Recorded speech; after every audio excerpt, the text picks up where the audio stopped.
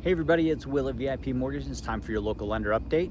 The bond market's relatively quiet this morning so far, and that's kind of a surprise because there was a bit of a kerfuffle in the Middle East over the weekend. It looked like the ceasefire was falling apart completely, but it turned out to be kind of more limited action based on posturing rather than an actual reignition of a full-out conflict. And it looks so far like everything has returned back to not a lot of kinetic action, and so the market is digesting that pretty well.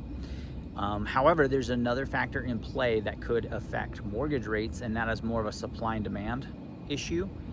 Long story short, generally other countries buy a lot of our debt on the bond market, and that keeps their currency weaker, which is a good thing for trade. It works out for both us and them to take that step.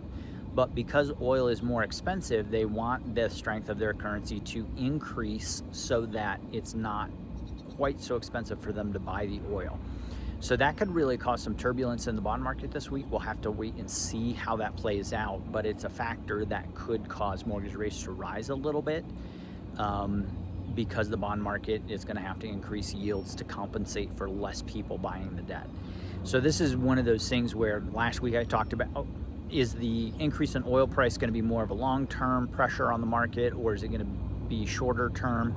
So far, everybody's been kind of operating like it was going to be shorter term, and at the beginning of the conflict, I thought it was going to be shorter term as well. This whole thing is going to have a much longer tail. The question is, how much of the pressure will that actually put on mortgage rates specifically?